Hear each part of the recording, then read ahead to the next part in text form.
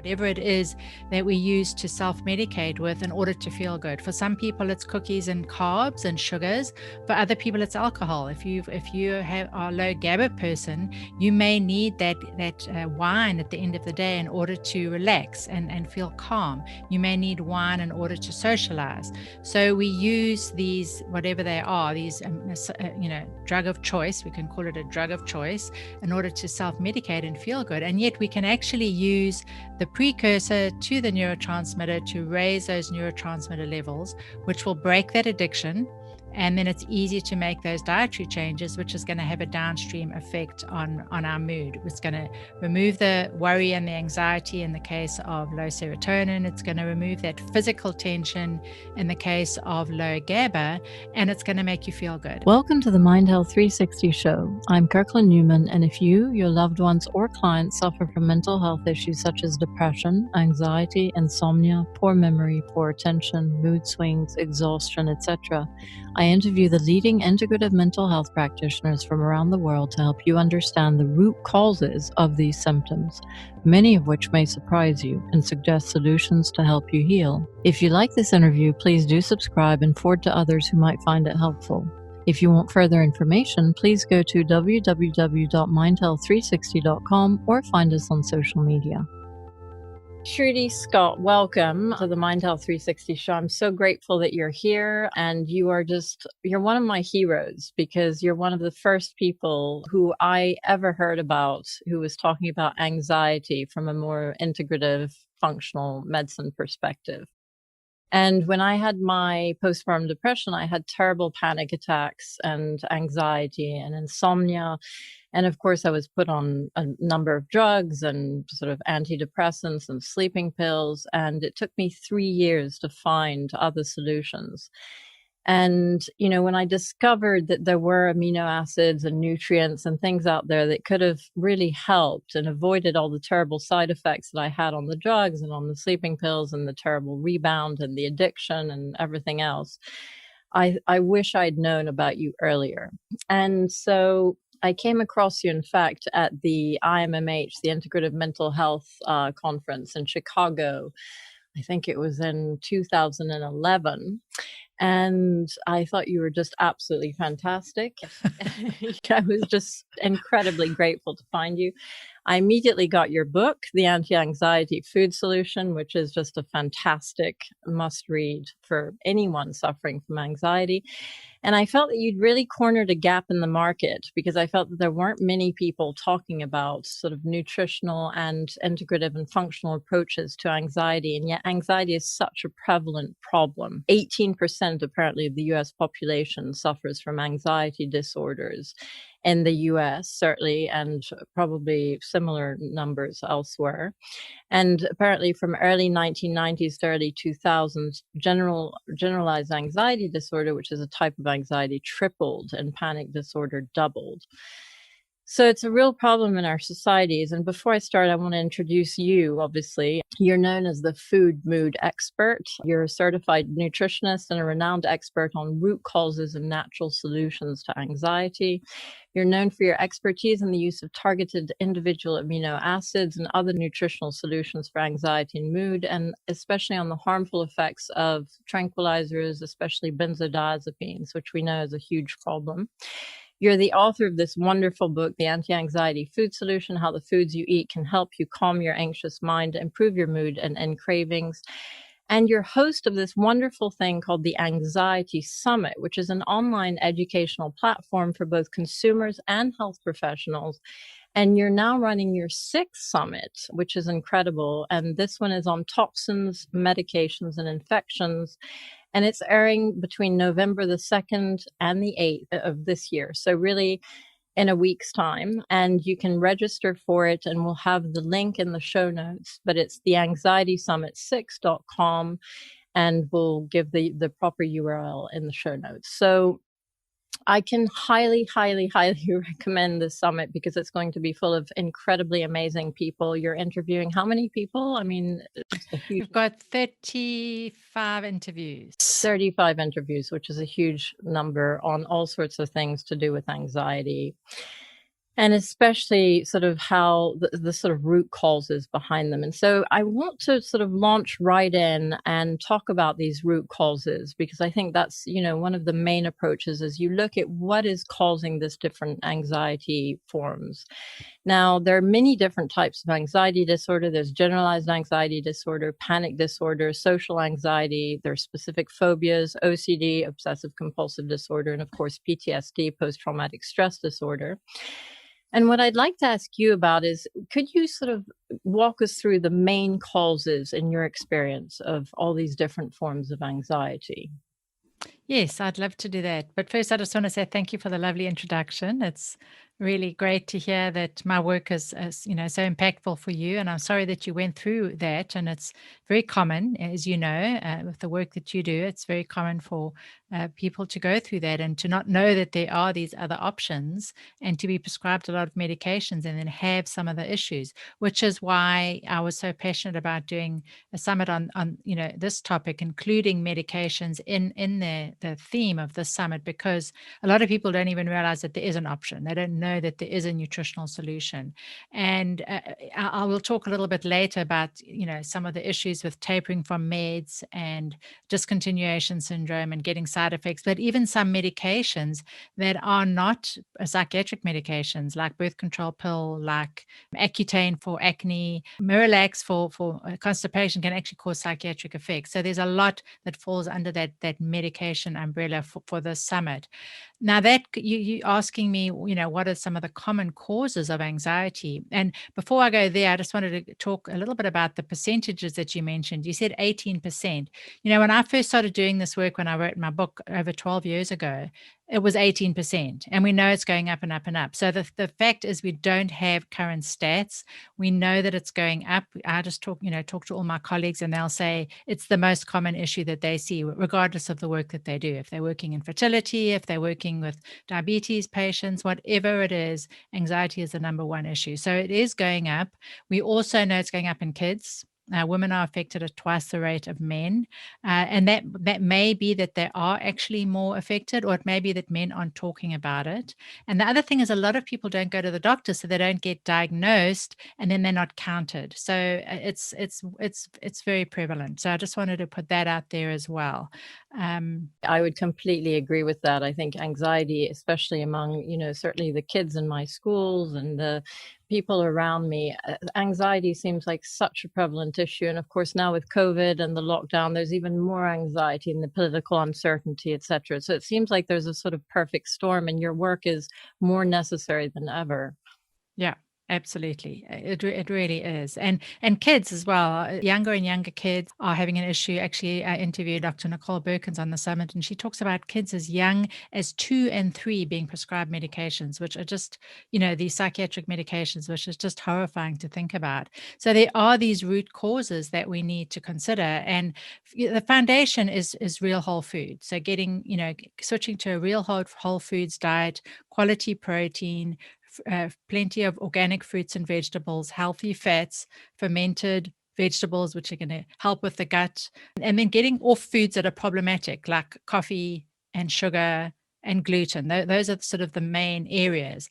But you can say you need to, if I'm working with someone, tell them diet is important. You need to quit the coffee, you need to quit the gluten, you need to get off the sugar, and it's easier said than done. So you mentioned in the introduction the amino acids and the neurotransmitters. These are the neurotransmitters are these chemical messengers that work in the brain, and they, depending on the different neurotransmitter, they can help us feel good. We can, if you've got good levels of serotonin, we're going to feel happy and confident and sleep well and smiley and not have this worry. If we've got good levels of GABA, gamma aminobutyric acid, which is our main calming neurotransmitter, we're going to feel relaxed, and we won't have this physical tension. And we can actually use those we can use the precursors to those brain chemicals to raise those brain chemicals, to use GABA as an amino acid supplement to raise GABA levels. We can use tryptophan or 5-HTP to raise serotonin levels. So we don't have to self-medicate with the chocolate, with the cookies, with the bread, with the ice cream, with the coffee, or whatever it is that we use to self-medicate with in order to feel good. For some people, it's cookies and carbs and sugars. For other people, it's alcohol. If you are a low GABA person, you may need that wine at the end of the day in order to relax and feel calm. You may need wine in order to socialize. So we use these, whatever they are, these drug of choice. We can call it a drug of choice in order to self-medicate and feel good. And yet we can actually use the precursor to the neurotransmitter to raise those neurotransmitter levels, which will break that addiction. And then it's easy to make those dietary changes, which is going to have a downstream effect on our mood. It's going to remove the worry and the anxiety in the case of low serotonin. It's going to remove that physical tension in the case of low GABA, and it's going to make you feel good. And the wonderful thing, as you know, about the amino acids is that you get relief right away. You start to feel calm within 5 minutes of using one of these amino acids.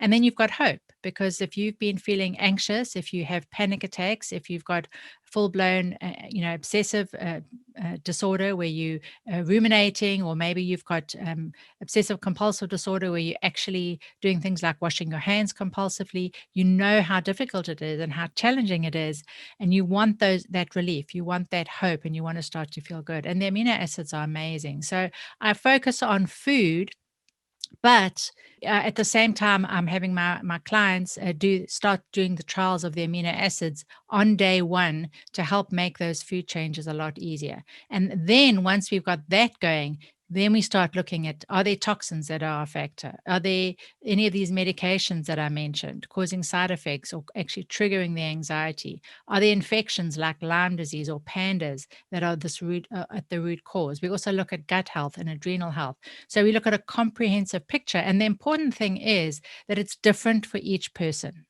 You may have one root cause, you may have 3 or 4 different root causes, but you've got to figure out what your root causes are and address those, and then you'll have relief.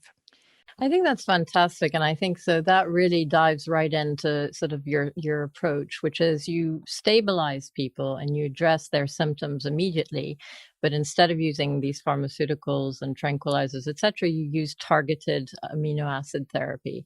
And you're really a pioneer in this, and you do a brilliant job with it. And, you talk a lot about how to recognize, for instance, the difference between a low level of serotonin versus a low level of GABA.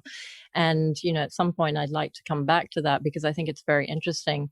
And then what you do is you address the root causes once you've stabilized the person, and you try to identify, okay, is it because of poor nutrition? Is it because of an infection or a toxin or a hormone imbalance? Or, there are all these different possible factors. Can you just talk us through these amino acids and the corresponding neurotransmitters? So, what are the neurotransmitter imbalances in your experience that can lead to anxiety? And then how would you address them in this sort of temporary way while you look for underlying causes? Yes, I'll definitely do that. And I want to just clarify one thing here, because a lot of people say this is like a band-aid, this is a temporary solution while you're looking for the underlying causes.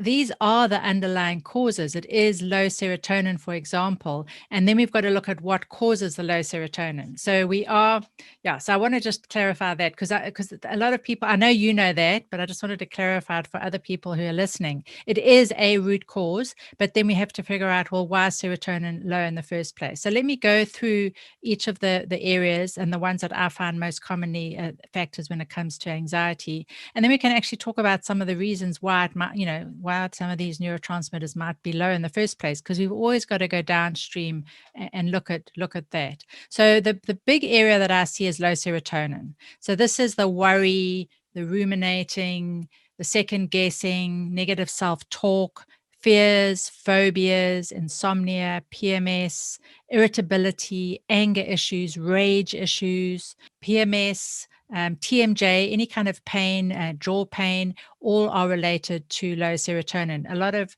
people can also relate to imposter syndrome, where they have this lack of confidence and they feel like, who am I to be doing this? Someone's going to find me out. I'm not really as good as I am. And then the corresponding amino acid to raise the serotonin levels is 5-HTP or tryptophan. I tend to start with tryptophan. I've just had really good results with tryptophan, and 5-HTP can raise cortisol levels. So if someone does have high cortisol, you've got to be careful, because the 5-HTP can actually make them feel a little bit wired. Sometimes, they just feel a little bit edgy on the 5-HTP. But with any of the trials, as you said, they targeted individual amino acids. You want to see how you respond. And if you do well, when you do a trial, then you're onto a good thing. So it's working. So if we take all those symptoms I mentioned, pick one or two and rate them on a scale of 1 to 10. I've got this worry and I'm just feeling very negative. It's a 9 out of 10 for both of them. You do a trial of tryptophan and you see within 5 minutes, how do you feel? And if you need the serotonin support, within 5 minutes, you're going to feel less worried. You might stop thinking about what you were actually worried about. I'll often have my clients say, "Oh, I came in here and I was just thinking about my daughter and this whole conversation we had, and I was worried she was going to be upset with me. And then I'm not even thinking about it. Wow, that's amazing." So that's how quickly you can see results. And often I'll see my clients start to smile and laugh, and they'll just look more relaxed. Whereas when they came in, they were looking, like they've got this sort of, intense look on their face and not looking very happy. So it is that quickly that we would expect to see results. And what dose would you try? And I mean, also, I presume this isn't something, can you try this at home, or presumably it's always better to work with a qualified nutritionist or health practitioner, but how prevalent is the knowledge about this, so that you can find practitioners who can help you do this? I mean, that's always a challenge. It definitely is. And that's why, part of my work is training practitioners on how to use these so they can guide people. I wrote my book with the objectives that people could take it and run with it, because I know that, I couldn't help everyone, and I wanted to make it, I like to empower people. So if they read the book, they understand the precautions, because there are some precautions with these, they know how to do the trial. I'm okay for folks to try it on their own. Now, there are some people who feel fearful about trying it on their own. And certainly, if you have low serotonin, you're often fearful about adding in new supplements or doing these trials on your own. I have a lot of moms contact me because they feel a little bit worried about trying it with their kids. And, in that case, definitely work with a practitioner. I do group programs where I'll walk through people using the amino acids in a group setting, so they can get the support of the community as well. So that's a nice way to do it. But yes, if you feel comfortable, my encouragement is just be educated. Don't just hear this and think, "Oh, Trudy talked about tryptophan. I'm going to run and buy tryptophan. I'm just going to try it," and not actually know all the symptoms, and know what can happen if you take too much, know what can happen if you take the wrong product. And so I just say, be informed and be smart about it. With anything that you do, you need to be smart about it, because certainly with tryptophan support using this amino acid, there is precaution. If you are on an SSRI, there's a potential for serotonin syndrome, and serotonin syndrome is very severe. You can end up dying with serotonin syndrome. Now, there is no actual study showing that taking tryptophan with an SSRI has caused serotonin syndrome, but there is that precaution. So if I'm working with someone who is on an antidepressant, I will always have them work with their doctor and let their doctor know that they are using tryptophan, because there is this potential. So we do have to be careful with some of these amino acids, and just be smart about how we do them. So I'm glad you asked that question. I think it's an important one. It's an important one. And also, there are a lot of really good guidelines in your book as to specific dosages and, how much you should try first, and also all the precautions, which are very important. And I didn't answer your question, which was the dosage question. So for tryptophan, the starting dose is 500 milligrams. For 5-HTP, the starting dose is 50 milligrams. And that can vary. That's a typical average. If you are very sensitive, we would start lower. We may open a capsule and just go down to a quarter of the 500 milligrams. And then some people may need 1,000 milligrams, but we start low and then we build up. So we'd start with the lowest dose, say we're starting with 500 milligrams mid-afternoon and evening. we're getting some benefits. Improvements went down maybe 1 or 2 notches. The next week we would go to 2 and 2, and then 3 and 3. And then if sleep is a big issue, we may do more at night and less in the afternoon. So it's mix and match depending on each person and depending on how they're doing. Fantastic. Okay, so that's tryptophan. And then we have GABA, which I know is one Yes. of your favorites, and you're very Yes. eloquent about this one. So talk us through GABA and how that would work.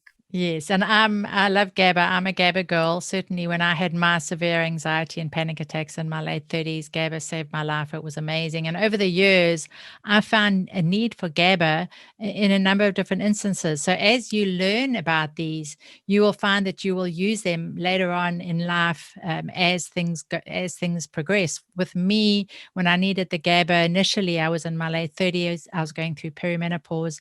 I had very low progesterone levels, which means I had non-existent GABA. And then I sorted that out with the GABA and changing my diet and getting off, I got rid of my mercury fillings in my mouth and a whole host of other things. But later on, I injured my back and I had this physical pain, and the GABA helped me there. And then later on, I had this terrifying plane ride and I lost my voice and it affected my vagus nerve, and GABA helped me there. And then when I developed chronic Lyme disease, GABA helped me there as well. So it's amazing once you start to use these amino acids, how they help. But let me go back to GABA and the symptoms with low GABA. I just digressed a little bit there. But it's great. With low GABA, you have the physical tension. So you'll feel it in your neck and your shoulders. You'll feel it in your legs, maybe in your body. You may feel it in the gut, butterflies in your stomach. You may have visceral pain in the stomach with low GABA levels. And you self-medicate with wine. That's the big thing that you do, is you need that wine in order to relax at the end of the day. And you use an amino acid called GABA. And the starting dose that I like to use is 125 milligrams. You use it throughout the day. You may need more at night. And you start low. You rate your symptoms on a scale of 1 to 10. You use the sublingual GABA in the trial. You see how you do, and you go up and up and up until you find the ideal dose for you. I like to have my clients do one at a time. That way they know it's low serotonin is being improved by taking tryptophan or the 5-HTP. If they're doing GABA on its own, they know that, yes, now I'm feeling better because it's I'm addressing the low GABA. Most of the time with low serotonin, it's in the mind. But there is some recent research that shows that low GABA can lead to intrusive thoughts. And it wasn't something that I really considered until I came across this research, I think about 2 years ago, and I started asking some of my community, and they said, yes, GABA has helped with this ruminating thoughts, intrusive thoughts for some people. So it's interesting how unique we are. You might think it's low serotonin when it's really actually low GABA. And the only way you're going to really know is to look at the symptoms and then do the trial and see how you respond. See if it gives you relief, because I wish I'd known about you. And I remember at the time of my own panic attacks and insomnia, I read Patrick Holford's book, How to Quit Without Feeling SHIT. And he talked a little bit about glutamine and 5-HTP and sort of glutamine being a precursor to GABA.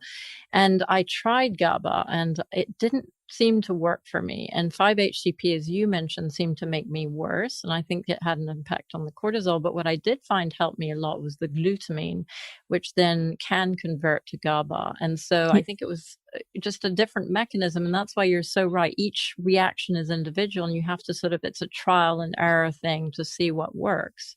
Yes. Which I think is why it's, I would prefer to do it with a qualified practitioner, because I didn't have the confidence to say, okay, I'm going to take more of this, or I'm going, it's not working because I'm not taking enough. So GABA is very interesting. And the other neurotransmitter, I think, which you mentioned, which is very important, is also dopamine, which can sort of lead to feelings of lethargy and sort of depression and lack of motivation.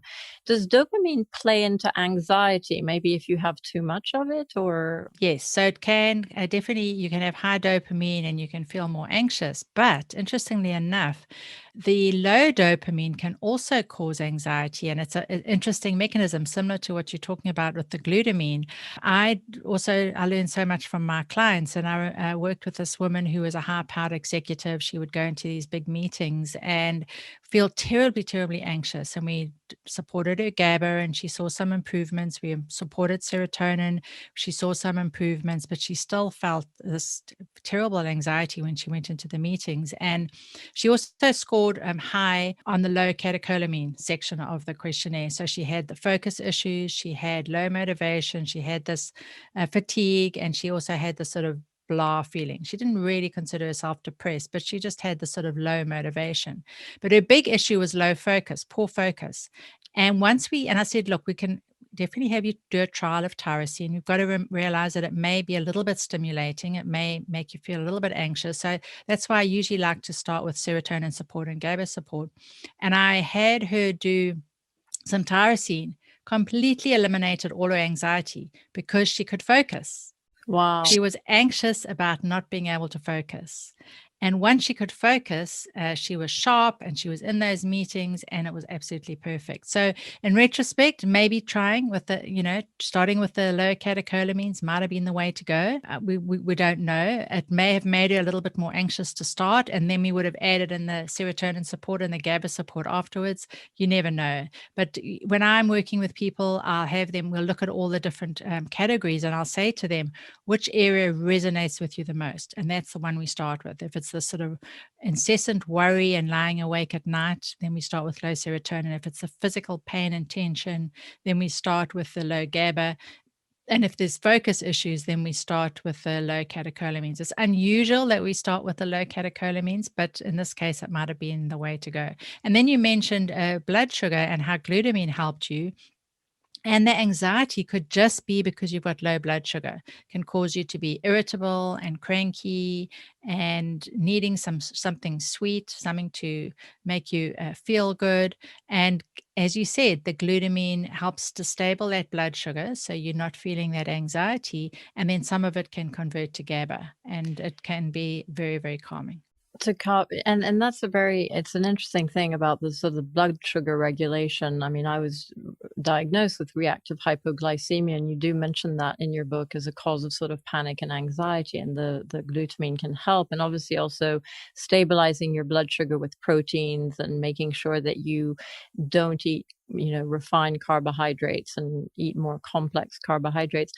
And this is slightly off tangent in terms of the amino acids, but I'm very curious because, these fasting diets and also the low carb diets, and you also mentioned in your book a sort of low grain diet, but also there's the keto and the paleo diet, all of which are low carbs. Now, the interesting thing about these diets is that I'm always wondering, if you fast or if you're in low carbs, does that spike your cortisol levels, and can that spike your anxiety? And also carbohydrates can actually have a calming effect.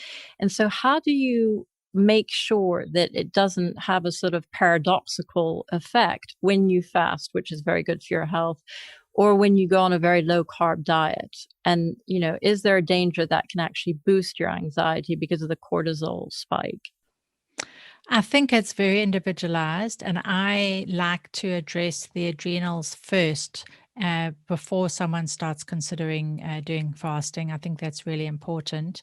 And then there is such a thing as called carb cycling, where you're doing the fasting, but once a week you'll add in some very low carbs, and that is often very beneficial, especially for women.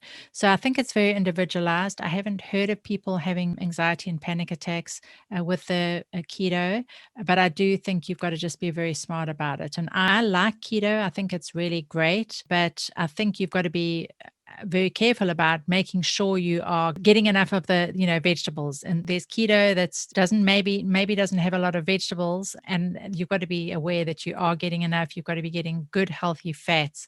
So I think there's different variations of keto, and I think you've just got to be smart about how you do it. But it's a good question, and it's not for everyone. Some people just don't do well on that really, really low carb, but you don't have to be super low carb and still do the fasting. You can still do the intermittent fasting, where you just have a bigger window of not eating, and then eating in that shorter window. And you just eat carbs as well. And there's a very interesting, I don't know, I mean, So the tryptophan comes from protein, essentially. So the tryptophan is an amino acid that comes from eating protein. Now, I had heard that you need the carbs with the protein in order to absorb the tryptophan. I don't know if this is true or not. And so therefore, if you don't have the carbs, it then there's something to do with the pathways that means that you don't get the actual tryptophan that you need if you just consume the protein. Have you heard this, or is this? Yes, I've seen writings about this, and I've seen some of the early papers about this. And the important thing with tryptophan, it needs to be away from other proteins because it is going to compete for absorption with the other proteins. And there have been some papers that have said have some carbohydrate with the tryptophan.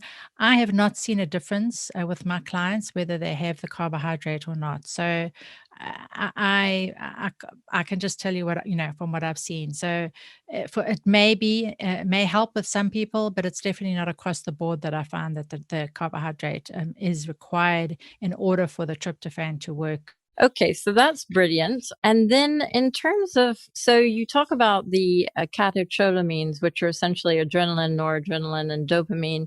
Then what about histamines? Because you also mentioned histamines as sort of a byproduct of a food intolerance reaction and a sort of inflammatory molecule, but also it's a neurotransmitter. Can you explain a little bit about the role of histamines in anxiety? Yes, so I love the work of Carl Pfeiffer, and there's very different ways to look at histamine. You can look at endogenous histamine, low histamine, and high histamine, which is the low histamine or the high histamine can cause different kinds of symptoms. Certainly, when you've got the low histamine or the histopenia, you can be more neurotic, and you can have sort of grandiose types of plans, and you can have anxiety with that. And there are some protocols that can help that. Certainly, tryptophan, vitamin C, certain kinds of folate can help with that type of low histamine. People with low histamine tend to have poor mouth health as well. They can have a lot of fillings and have a lot of problems with their mouth as well. And that's because they've got a very, very dry mouth. And then you've got the high histamine, which is the histodelia.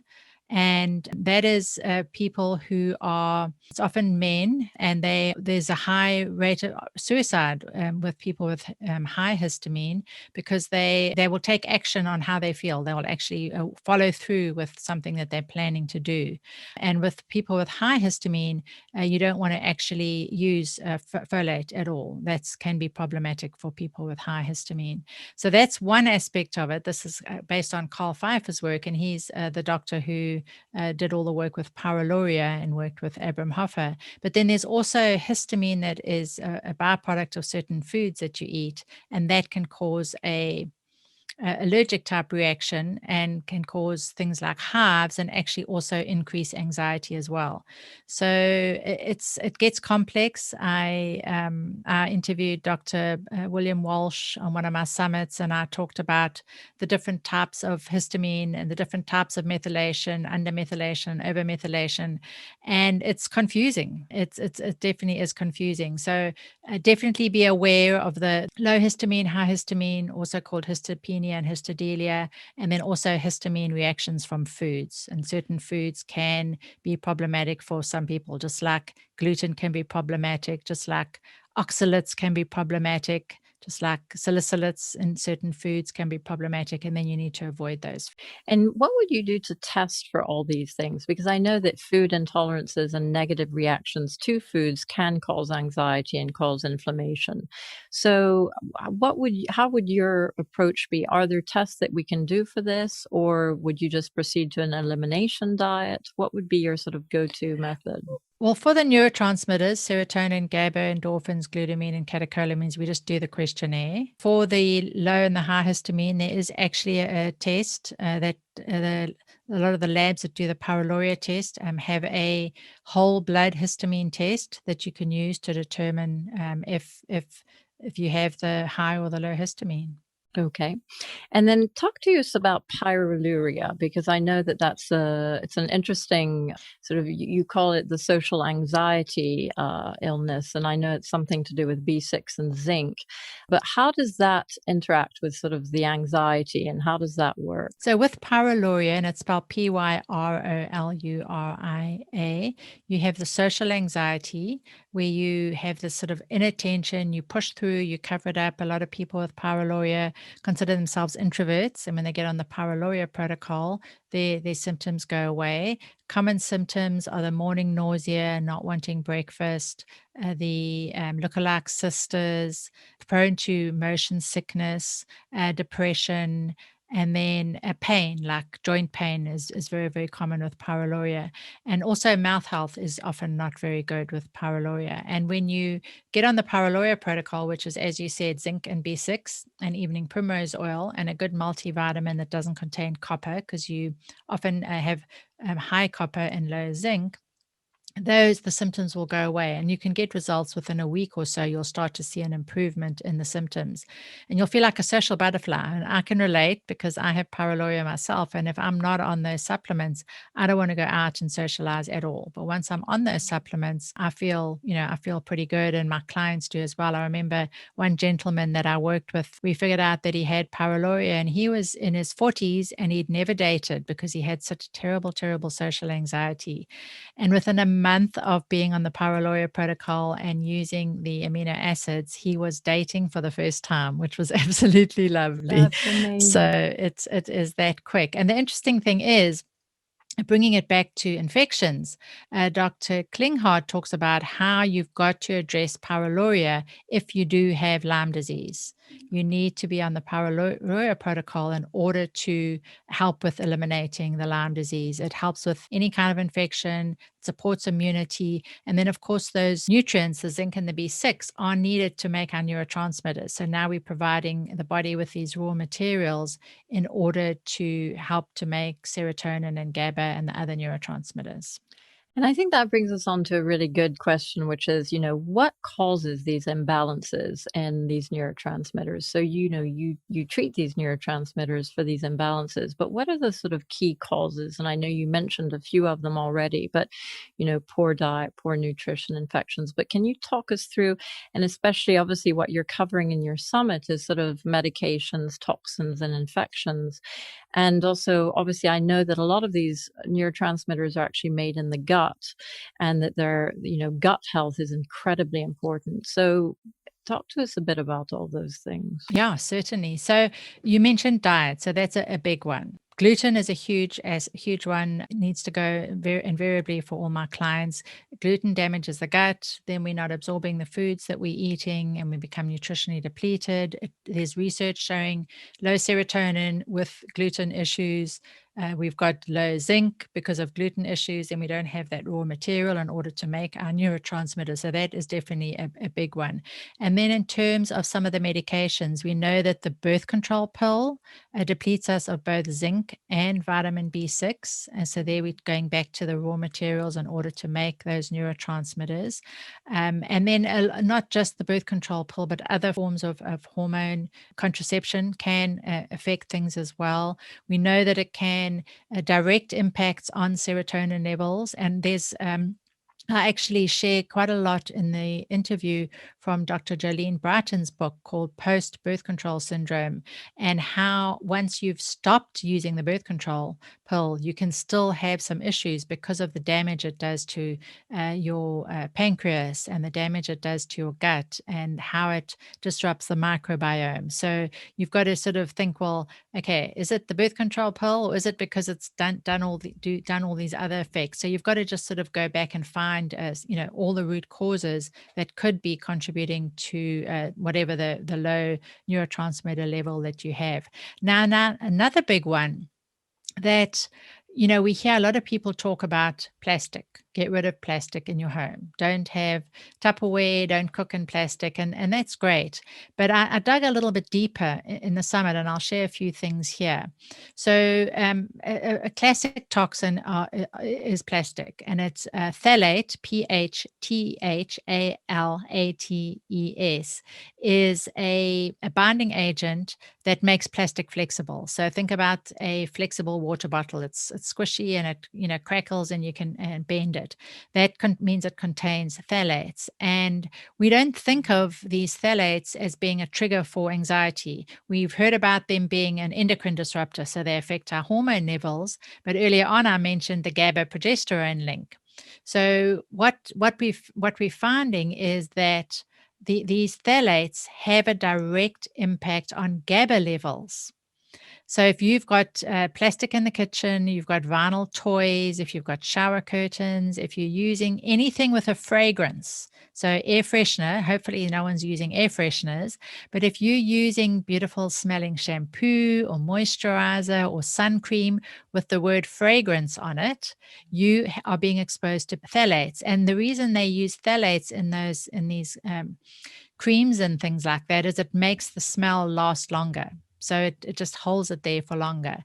And I consider fragrance to be the new smoking. It's a huge problem.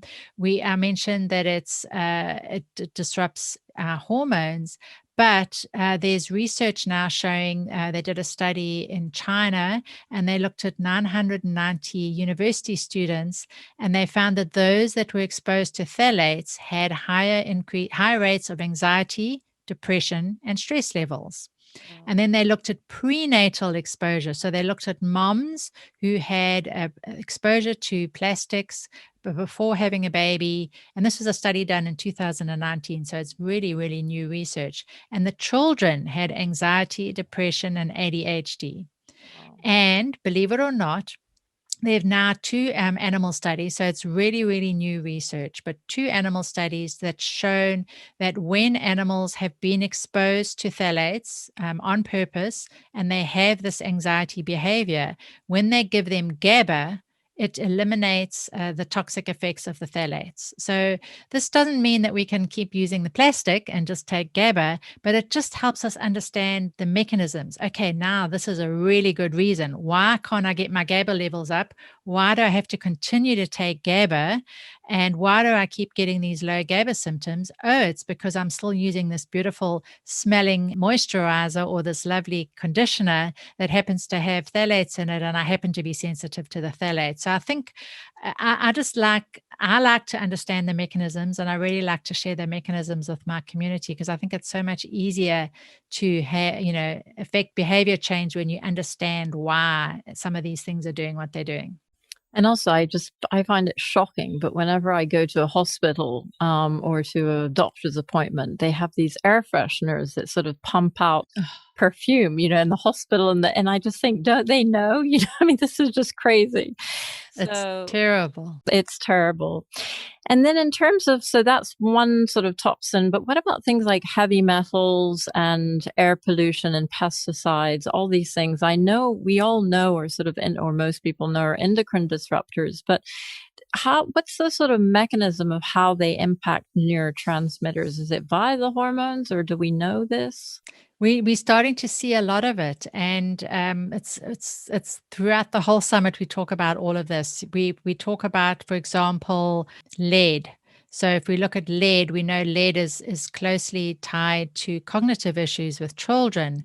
But I had a wonderful interview in the summit with Dr. Christine Schaffner, and we talk about the glymphatic system. This is the lymph system in the brain that helps us detox the brain. And it's really, really important to have this glymphatic system working well at night because that's when it does all its work. So here we've got GABA and tryptophan, which improves sleep.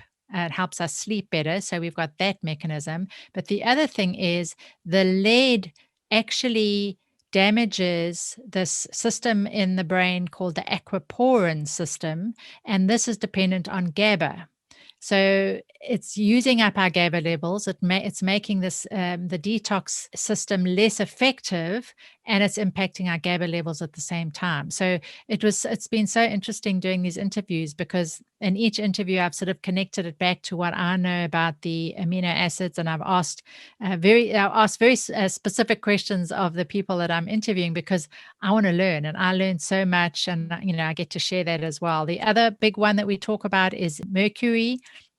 And there's some research showing that mercury lowers serotonin levels, and we know it causes anxiety.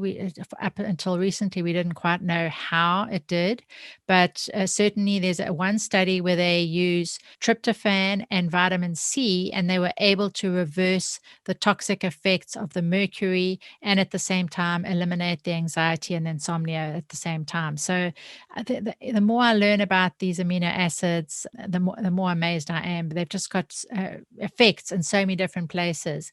Some of the other areas are like with some of the infections, with anxiety as a result of mycotoxins, mold toxicity.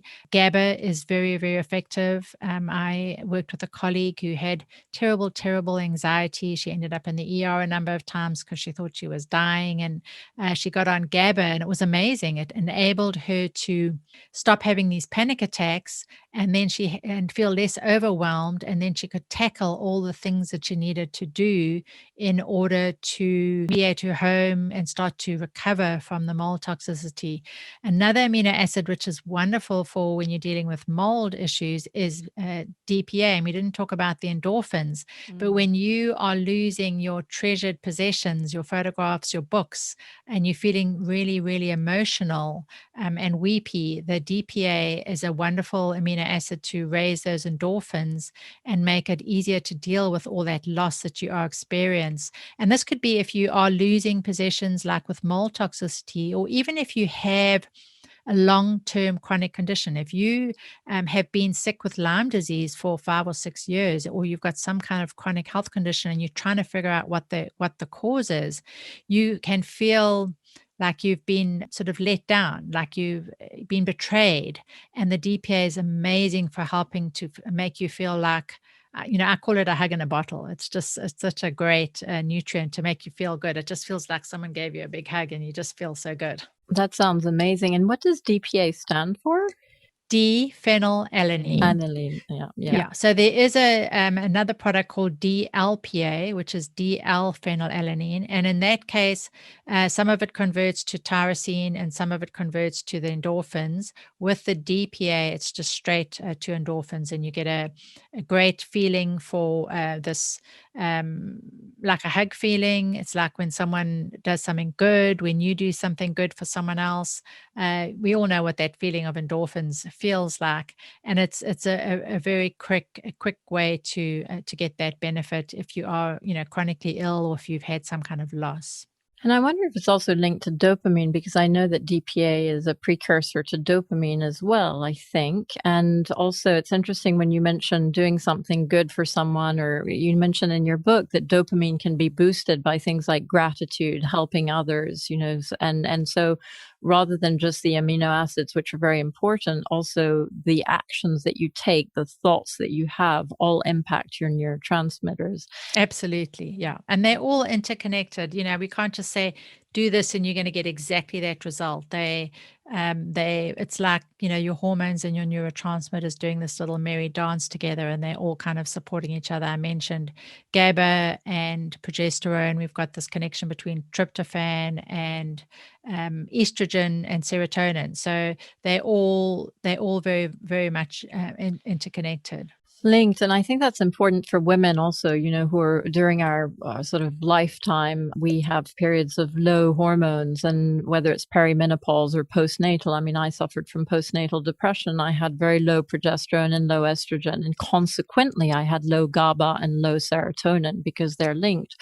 And, I was very frustrated that nobody said, well, let's look at your hormones. And if they had, and maybe I could have had some bioidentical hormones, that would have had a direct impact on my GABA and my serotonin levels, which would have had a direct impact on my anxiety and mood sort of levels. Absolutely. Absolutely. And it's so unfortunate because I will work with women who have, whether they've got PMS or postnatal anxiety or depression, and just using GABA and tryptophan will start to shift their cycles and they'll start to feel better. And we'll do that for 3 cycles and then consider bioidentical hormones if that's needed. But using, there's a great study where they actually look at tryptophan, and this was a double-blind placebo-controlled trial where they used tryptophan in the second half of the cycle, in the luteal phase of the cycle.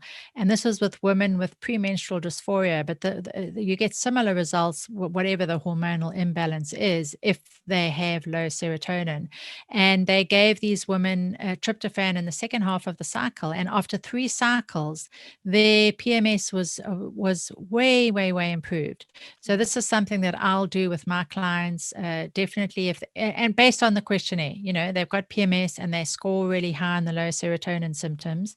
We'll also often add in the GABA, because GABA often is an issue because they've got low progesterone. And then the Pyruluria protocol is amazing for hormonal support. And then liver support. We don't want to forget the liver. The liver is so important. We need that bile production in order to break down those fats. So we've got those healthy fats. We've got good cholesterol in order to make our hormones, in order to make our neurotransmitters.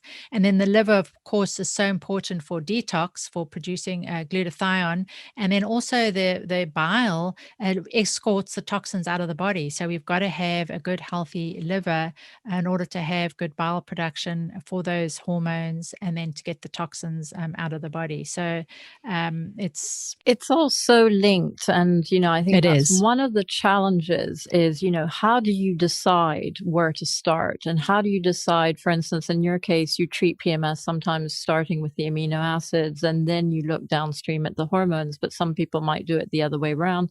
And, how does one isolate? Is this a hormone problem? Is it a neurotransmitter problem? Is it a gut problem? Is it a nutrition problem? I mean, it's a sort of detective piece that presumably you do with every client. And, what are the challenges of that? And do you sort of have a protocol where you say, okay, we're going to test these I guess your questionnaires in your book are incredibly helpful for that.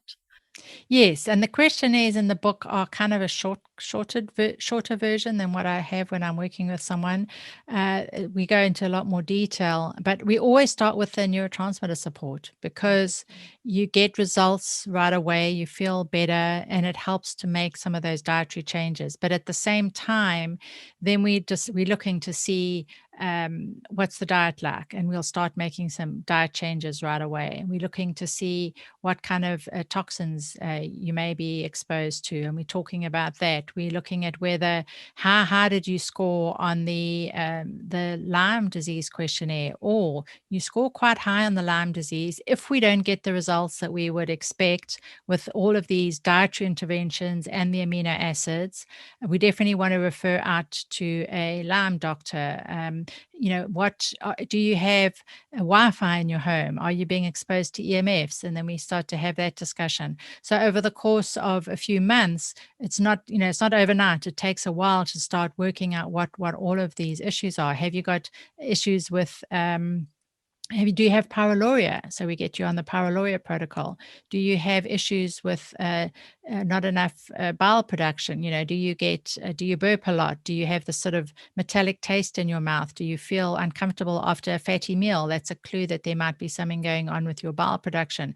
So we look at all of these questionnaires and figure out, okay, maybe we need to have you do some testing with your doctor to figure out, are there any markers that we can look at? We definitely look at different markers. We'll look at things like iron. We'll look at vitamin D levels. We'll look at magnesium levels. You can do a stool test. So there's many, many ways to figure it out. For some people, it's one or two things. Some people can just, get the book, read it, make the dietary changes, and they're fine. Others need to add a few supplements, and for others, it's a lot more complex. So it's different for each different person. For everybody. And then before we wrap up, because I know we have to wrap up soon, sadly, I just wanted to cover a little bit about medication, which I know you're covering in your summit, and particularly benzos, because I know that benzo addiction is a huge problem. A lot of people are hooked on benzos. They're incredibly addicted. They basically deplete your levels levels of GABA a lot of the time. And then, it takes a long time to replenish those. It can take up to 2 years to replenish GABA levels after strong benzo use. A lot of people never get off them. What would be your recommendation in terms of, and the other, just one final thing is that the benzos also destroy your gut lining. And a lot of these tranquilizers and these drugs have a negative impact on the gut, which then can cause greater inflammation and dysbiosis down the line, creating more problems. So how do you deal with sort of things like benzos, and also how do you deal with the downstream effects on the gut, which can then cause further problems? So whether it's a benzodiazepine or an SSRI, and SSRIs or antidepressants are often also prescribed for anxiety and insomnia, and they can both have equally challenging time, getting off of both of these medications.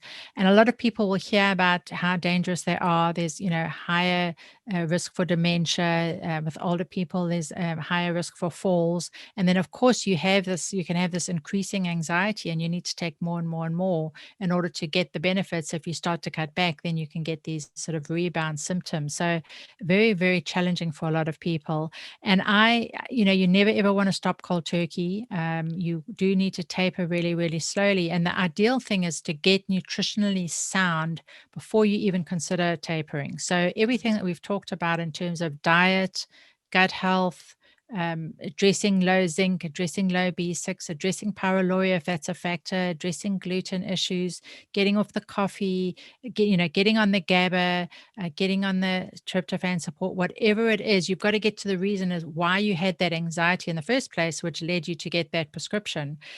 Address all of that, and then we can start to consider benzodiazepine taper. And for some people, there's about 30% of the people who are able to taper reasonably easily, but still need to go slowly.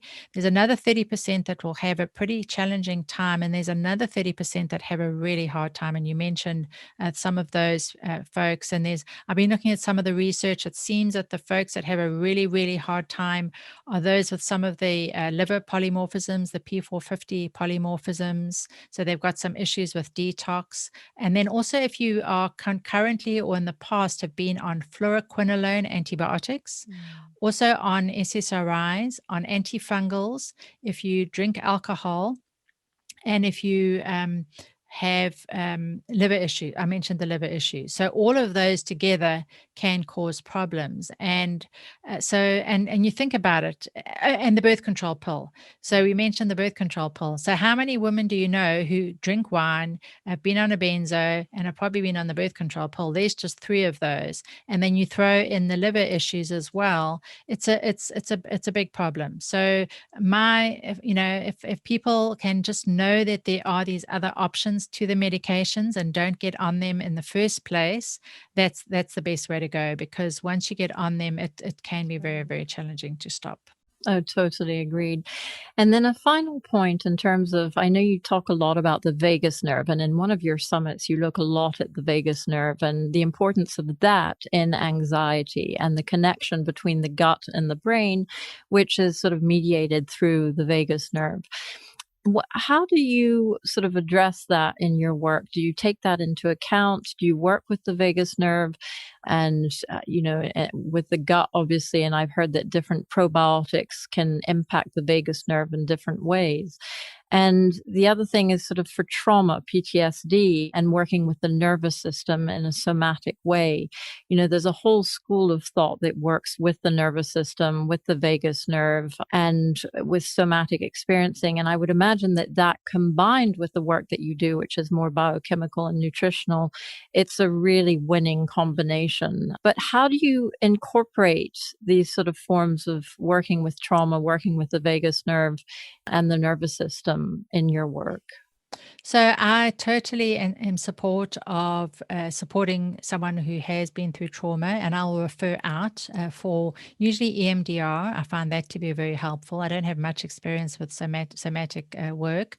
Definitely vagus nerve support, and that's something that I'll talk to my clients about.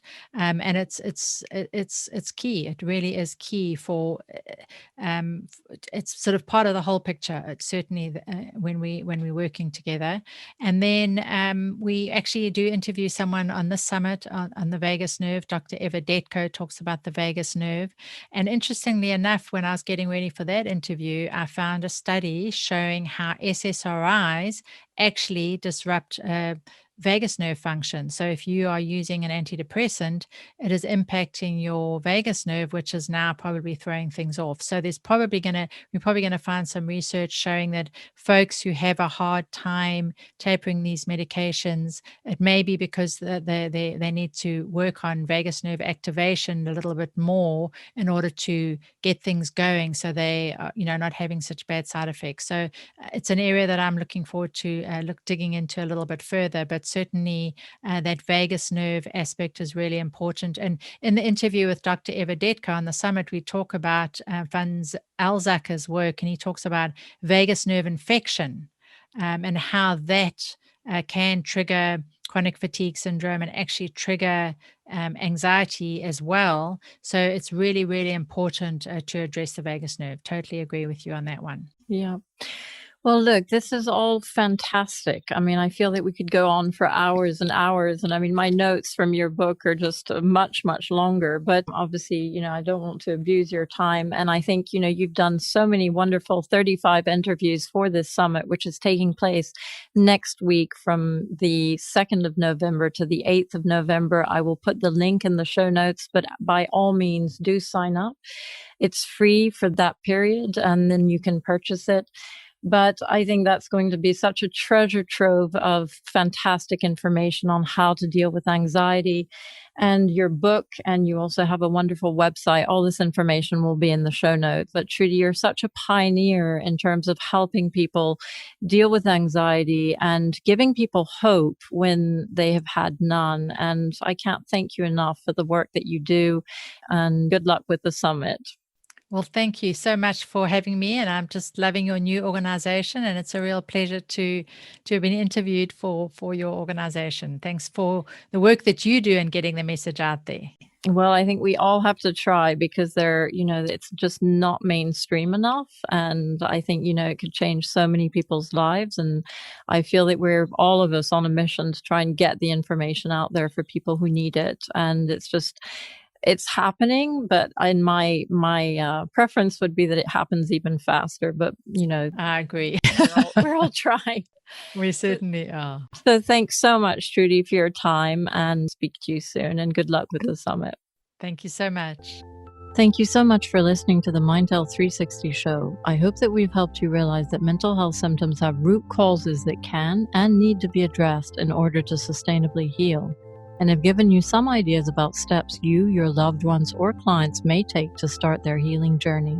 Please share this interview with anyone you think may find it helpful, and don't forget to subscribe to keep up to date with our latest interviews on integrative mental health. If you want further information, please go to www.mindhealth360.com or find us on social media. This information is for educational purposes only and is not intended to diagnose or treat any disease or to replace medical advice. Please always consult your healthcare practitioner before discontinuing any medication or implementing any changes in your diet, lifestyle, or supplement program.